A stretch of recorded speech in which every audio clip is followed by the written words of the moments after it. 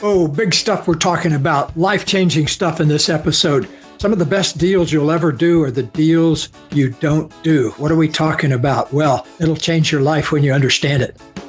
All right. One of the things that Gay talks about is one of the deals when he was in the movie business and how one big thing turned into a giant mistake. And then we really get down and talk about how to read your body and your mind and reprogram your mind and start paying attention to the things that are failure points even before they happen to prevent yourself a lot of aggravation in the future.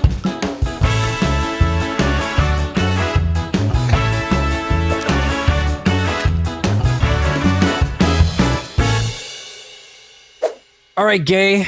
You had the idea for this, which is the best things I've ever done were the deals I never did. And I thought this would be a great episode to talk about knowing what your joyful limitations are. And really, this fits into the big leap in our upper limits challenges. And some of those challenges are things that are inside our character and we're perfectly happy never doing anything about them, or at least just acknowledging and owning them completely. And I'm sure you'll frame this a little bit differently, but why don't you talk a little bit about that? I know you've got some great stories too.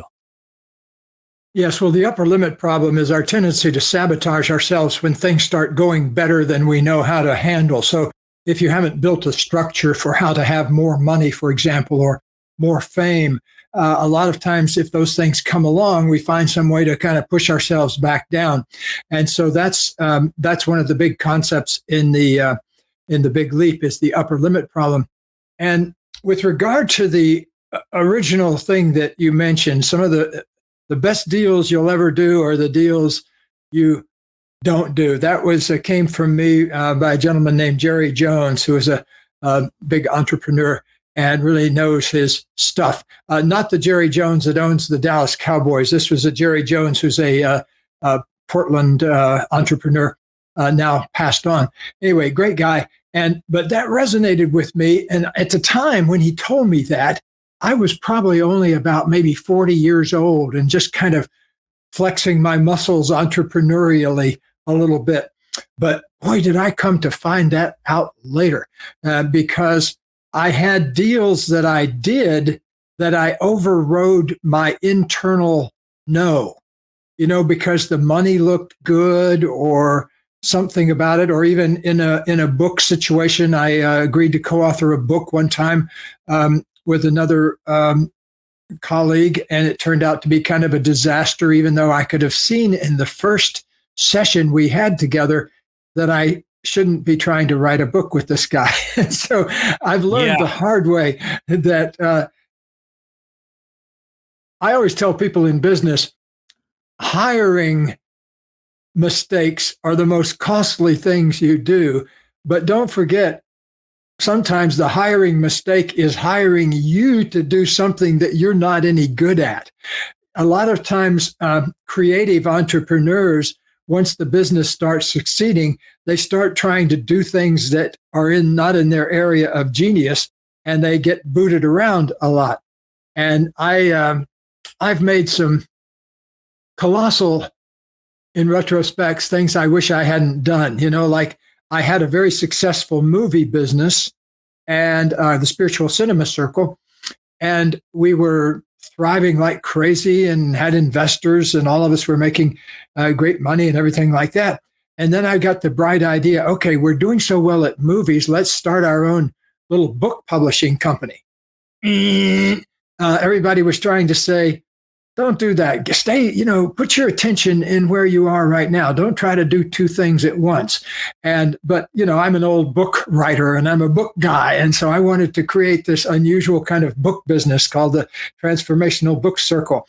And so we did, but it wasn't anywhere near successful. And so I began to think, what is it that we do when we are being successful that really distracts ourselves? Well, one thing we do is to launch some other project rather than just really going all the way with the one we've got. And so I learned that a couple of times the hard way, and then kind of came back and then put all my attention on the movie business until I was ready to sell it to a bigger company. I know in myself that I'm not a good administrator. I learned that. I got fired from a clinical job when I was right out of when I just gotten my master's program. I was running a halfway house for juvenile delinquents, and I loved the treatment aspects of it. But the administrative part, going to meetings and running across the state to attend some stuff at the governor's mansion, and all that stuff just drove me nuts. And it wasn't in my zone of genius. And so, unfortunately, I didn't spot that in time, but the guy that I work for really spotted it. And he came by and had a heart-to-heart talk with me and said, "Look, you're no good at this. You're fired. And, I don't have any better way to tell you, but don't try to run a halfway house anymore. Don't get involved with administration." And so that really was a great piece of feedback. And so you got to know what your own limitations are. And generally speaking, the only way to find that out is by consulting the holy temple of your body, by finding out what lights you up and what feels good and what bums you out. And, because your body will always tell you the information. Right. Well, before we started recording this, I told you about a couple things going on for me right now. And I'm going to deconstruct what I'm comfortable talking about, because some of it I just can't be public yet. But first of all, I think you said something really key. And for you and I'm sure there are big parts of our personality profiles that are virtually identical. So, for example, on the Kolbe scale, I'm a 3294, which is fact finder is the first one. I think follow through is the next. The big one is quick start, which I'm a 9, and then executor is a 4. Even though I know my adjusted style is different than that. In other words, when you contort yourself to accommodate and do stuff that is out of character, that's when you get yourself in trouble. And like for you, it was being an administrator in a halfway house, where I'm sure nowadays, just imagine the piles of paperwork and all the potential lawsuits. Guys like you and I are a lawsuit waiting to happen, to something that's administrative oriented or requires a lot of notes. Yeah. And, one thing I know about myself is my best creativity happens when I'm collaborating and performing. And if 99% of what I do is creating new things and innovating and collaborating in a performance style where it's demand driven, deadline driven, that's where I'm going to do my very, very best. And the other thing that I was going to add is, this notion of,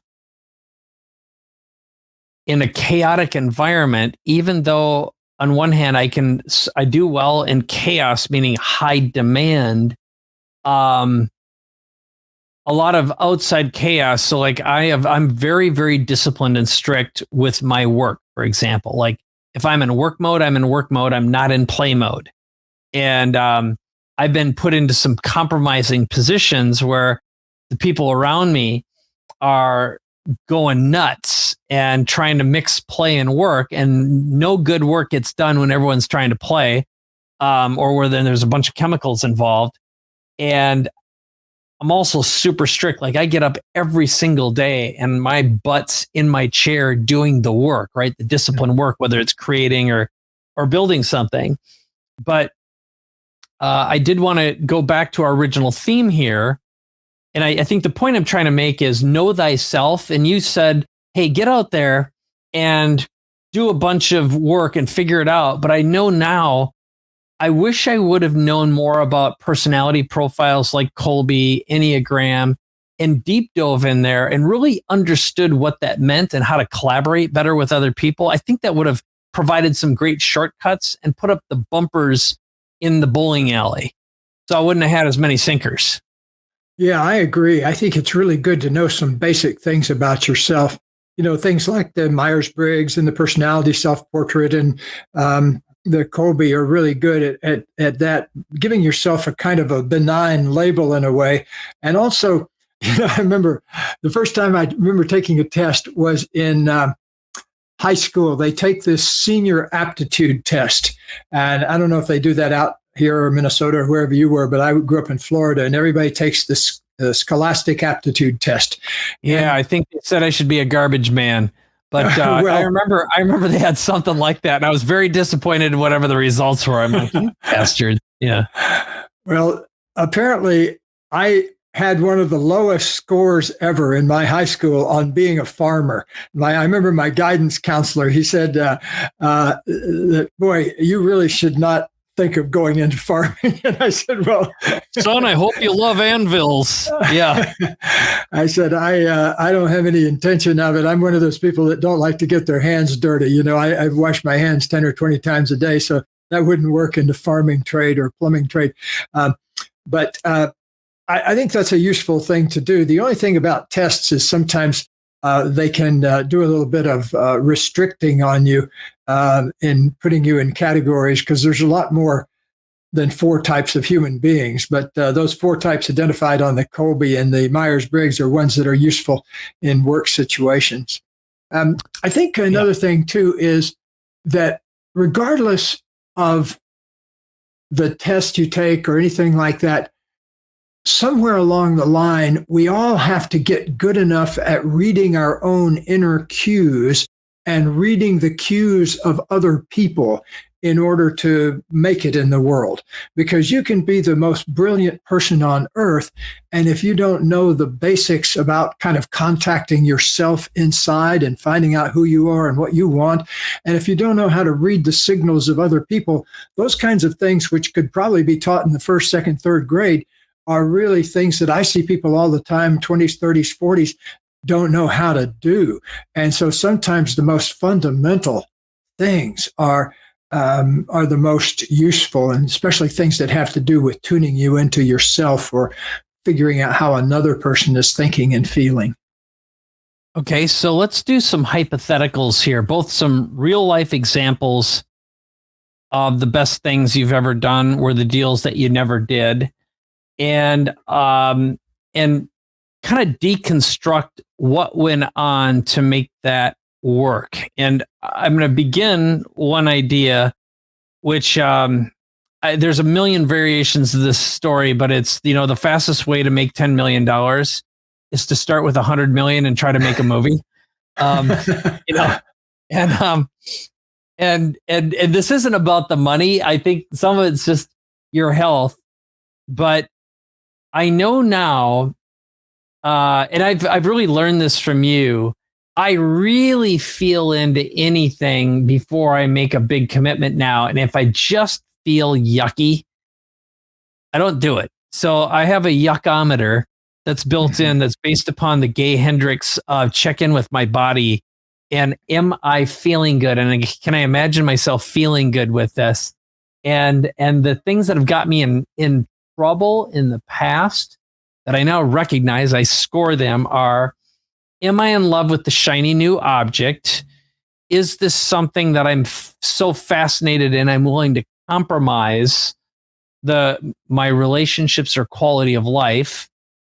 Or do I feel the need to not disclose all the details to someone close to me? In other words, I know, like, it'll be like, well, this is all fine, but I better not tell Vivian blank. It'll be like, whoa, where'd that come from? Mm-hmm. That is in some old mommy stuff that pops up. And it's like the sense, do I feel like I'm going to be in trouble or get in trouble?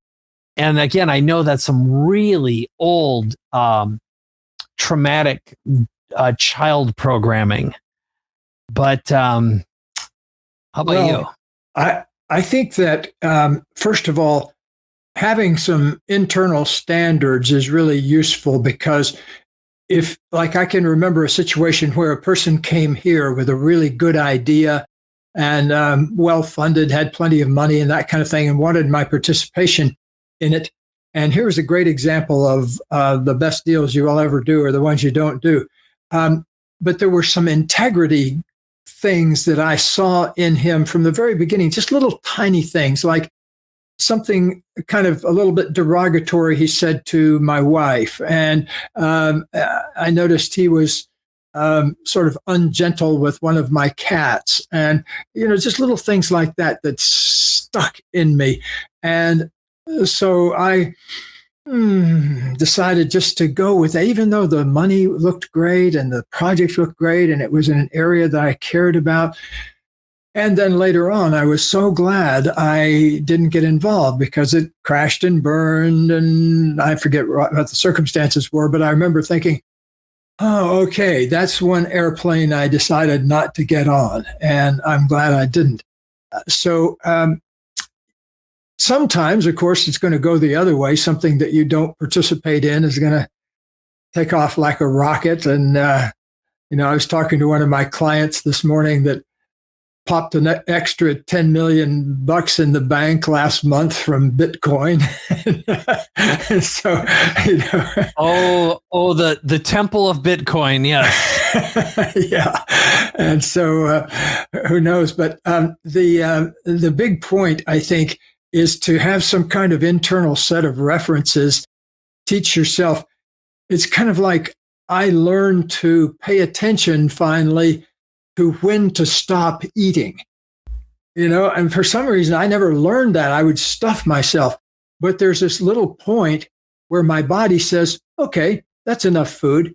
And if I go beyond that, I end up feeling stuffed. But if I stop right there, I feel great. I never feel stuffed. And so once I learned to identify that, that was extremely useful to me and made me a healthier and certainly a slimmer person than I was before.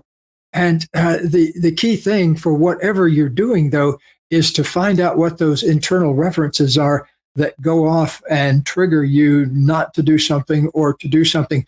And I think the information is all there. It's just learning how to listen to it. Okay, so I want you to think a little bit about people you've worked with, you and Katie, about people who have broken references for a moment. In other words, they come in and either they've got an unconscious habit of self-destruction or a habit that they engage in over and over again, and how you create awareness and create a transformation where you either eradicate it or increase the awareness so much that it's no longer problematic. Can you think of an example or two, especially as it is, the best deals that they never did? Mm-hmm. I'll give you a very dramatic example. I was working with a person one time who is now a well-known entertainer, but at the time she was hadn't had her big breakthrough as much as she does now. And so in the first session with her, I noticed she kept doing this spontaneous body language mannerism where she would kind of like reach up and touch the right side of her face like she was brushing something off. And I noticed it was always on the right side. Now, I'm not one of those people that says the right side of your body is all the male side and the left is the female and all that. That's a kind of a crude understanding of things, how things work. But you do have to learn how to recognize things in your body. And so I called that to her attention. I said, let's make that a metaphor. It looks like you're trying to hide something or wipe something off the right side of your face when you do that. And so we worked with that a little bit. And what came up was that there was this whole area of her life she was trying to hide.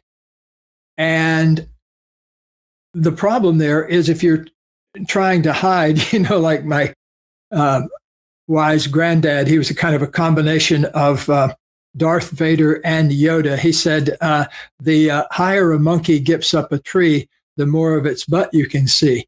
And so, when my actress was starring only in soap operas, but now she's, wants to get into movies and things like that. So what I do oftentimes, if I find something that a person is hiding secret, I invite them to consider using it as part of their platform. rather than hiding from the fact that she had a lot of addiction in her past, that was the issue that she did not want to bring to the surface. There's an old saying in the marketing business that instead of hiding it, paint it red. And so I did the equivalent, or inviting her to success. Yeah, mess to success is the other. They call it mess to success is the other. Mess to success. Yeah. Yeah. And so instead of doing that, use that as part of your platform and say, this is how I got here, and use the energy of what you're trying to hide to fuel you to going to that next level. And so there's a situation where that really worked, was letting go of control of that whole area of her life and opening up about it, and then using it to ride higher and higher and higher. And then just to add a PS to the story, it's never, whenever you hear a story like that, it's never, and they were happily ever after, because the same kind of issues come up even after you've made a big breakthrough. Like with this particular client, once she's now in some movies and on some television network shows and things like that, she's living a different life. She's higher up the tree, but she said, hey, look, this is me. This is who I am. Basically take it or leave it. I'm not going to hide anymore. And I think that's an approach that really we need to pay attention to, because the energy of secrets will be a drag on you no matter what kind of relationships you're in. Yeah, that is really interesting. This is definitely a little off from the theme of the best things I've ever done, where the deals I never did. The and is because both of us we've spent a lot of time around a lot of celebrities, and there's an old saying about how money just amplifies who you really are. And if you've been hiding things and you've been secretive about who you really are, and finally when you feel safe enough because you don't have your money concerns any longer, and the ogre shows up, the monster appears, that is very, very interesting. And it's scary, because that's when you really find out how incongruent someone might be and how important gaining power was. To either buy or have power because of the, whatever that number is. So, yes. I think some of the, it's interesting bringing up celebrities. We ought to do a whole show on this sometime, because one of the things I've learned in working with various well-known people is that celebrity often takes you in a really bad direction in your life. Yep. And sometimes, though, some of the coolest, most down-to-earth people I've met are the most famous people. And in many situations, I think it's because they have a certain attitude about the whole thing. I remember one time they put on, when we lived over in Santa Barbara, they got several of us local folks to do a benefit. And it was me and Kenny Loggins and Marianne Williamson. And so they put out this poster, and they put our names up there alphabetically. And so I was showing it to Kenny Loggins, and it said, like Hendricks, Loggins, Williams. I said, this is probably the only time in my life I'm ever going to get top billing above you. And I remember what he said. He laughed and he said, I believe in the law of gravity. Everything that goes up is going to come down eventually. If you have that kind of attitude toward the whole thing, that's a much healthier way to stay there all the time. Yep. What do they say? The people you see on the way up, and if you're cruel to them, they're the same people you're going to see on the way down. And the system has a way of equalizing itself. And another time I remember the head of Motorola was founded by Bob Galvin Sr., but the Bob Galvin I knew was Bob Galvin Jr., and now there's Chris Galvin, third generation. But anyway, one of the most amazing human beings in the world as far as an executive. And yet in having lunch with the guy, he's so paying attention to what the waiters and things are doing, that he realized that the waiter was waiting for us to finish so he could clear that area. I mean, it's just an astonishing thing that this guy is out of the corner of his eye noticing what's going on with a waiter, and yet we're having this animated conversation about the whole structure of Motorola and that kind of thing. So I think that's, in a way, if I could wave a magic wand over the celebrities that I've worked with, it would be to have a healthier attitude about the whole process itself and not be attached to certain aspects of it. And I've also been grateful many times in walking down the street with one celebrity or the other. I've murmured a thank you prayer that I'm not that famous, because it's a little bit of a hassle walking down the street sometimes, just trying to get through a city block with somebody who's recognizable. Yeah, I think what I will do is I made a note for our next episode, and let's go down the celebrity path, because I've got a whole bunch of stories about some observations, and the ones who I think have done the best and are adjusted and actually are happy and have relatively normal families. And then some of these, we obviously can't name them, but then there's some other ones that you're like, holy, if people only knew. And right. And I think that'll be really, really, we'll come up with a really good angle that we can go down that path and talk about them. Cause I told you off camera that, I've just spent several days in Hollywood with a whole bunch of high ranking people and learned a ton. It was overwhelming. And I thought I had an angle and some know-how, but part of it was because I was in a different position this time, an authority position, and I got to ask some really deep questions. I spent 90 minutes with a couple of very, very young superstars, music superstars who are they're followed by millions of young girls who are very, very jealous. And so we'll go down that path, because I learned a lot about how it's framed and how social media has changed the rules. But well, good. Maybe we ought to bring on a couple of healthy celebrities sometime and ask them how they do it. That is a fantastic idea. And I can think of a couple, and I think we should go and get some older ones and some younger ones too. But that would make for some fabulous, fabulous upper limits conversations. So, well, let's wrap up some of the best things we've ever done and the deals we never did. Because when I look through my arsenal, the truth is I've done so many bad deals, that now I can tell you what my mental framework is now, that I've told a few younger entrepreneurs, and they're like, "Oh, you have no idea how much that saved me."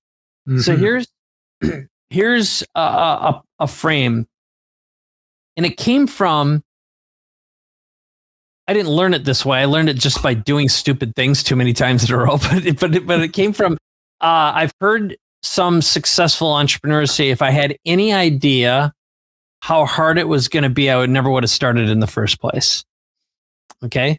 And that I think that comes from when we're younger, and it's even when you talked about your spiritual cinema circle book club, it sounded like a good idea. It seemed like it was just going to be a natural brand extension.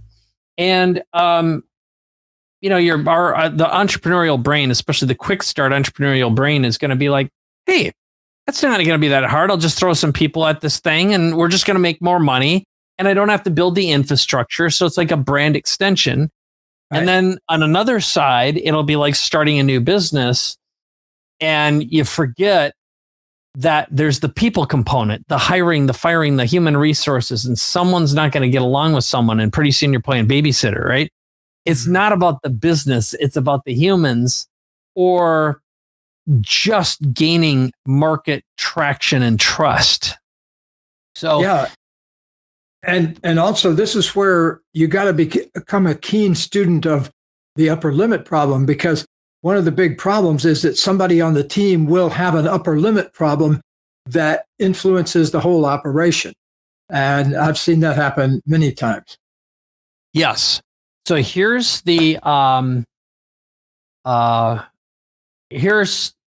I'll tell you the big lesson, but first a little anecdote. So I was sitting next to a guy named Randy Peterson, who's a very big name music manager, and he worked with Prince and Michael Jackson and Justin Bieber, and the list goes on and on. I mean, just like an endless supply. And he's an older guy now, but he's still in the game, and it's all about passion. It's only about people he loves. He's only going to work with entertainers he loves. He's not in a compromised position. And he, at one point, was part of one of the biggest talent agencies in the world, and sold. So my suspicion is he doesn't worry about money any longer. Now, with that in mind, he just says, I avoid any and all aggravation. That was his basic philosophy of life. And that's what mine's become now is I whether it's for the better or for the worse, now that I have the benefit of 30 some years of building and selling businesses, I pretty much can be like, that is going to be costly to my lifestyle and intimacy. And I simply will not compromise my lifestyle, intimacy. And frankly, there's a certain amount of financial risk that I'm simply unwilling to accept. In other words, now I spend a lot more time thinking about it, and I should have spent a lot more time thinking about how can I leverage someone else's money here and still own most of it, because it would have prevented a lot of scarcity mistakes that I made. You never want to be cheap on your way to success.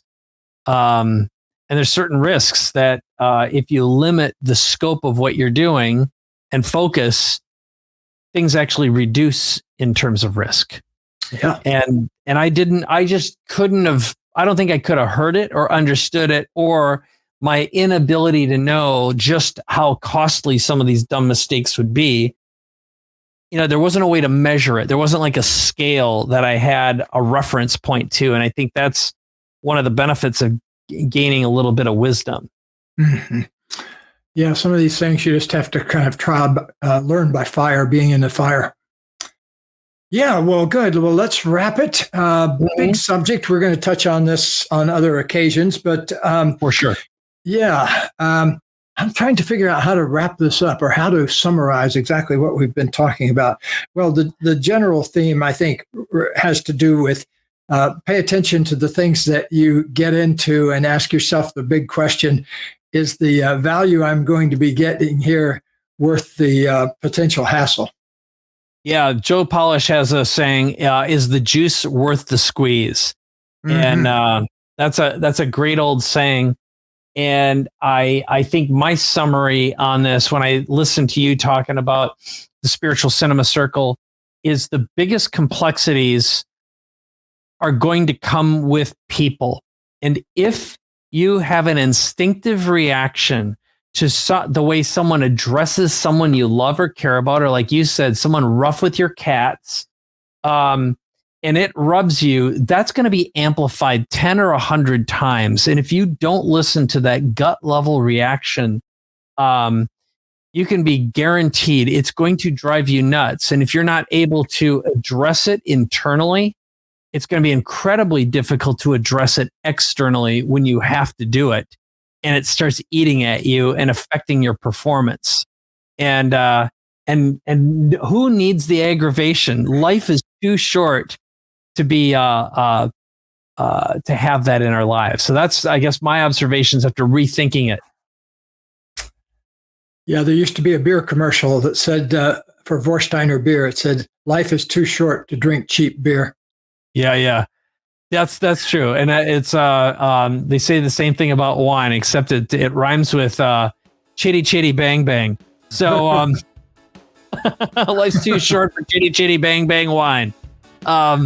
So Gay, as usual, you're awesome, and I love the way you think. And I can't wait till we do our upcoming episode about celebrities and living in that world. I think there's going to be some great stories there. So stay tuned here, folks. This is where all the cool conversations are happening on planet Earth right now. Right on. So a couple quick things for you. Always, if you want some neat goodies from Gay and me or want to stay in touch, give us some feedback. Text BL, the letters BL, to 858-434-5316, or learn more about Big Leap Year and opportunity to work with Gay and me at bigleappodcast.com. And of course, subscribe, leave a comment, and tell your friends all about this podcast if you've enjoyed this episode. Thanks for listening. Thanks a lot, everybody.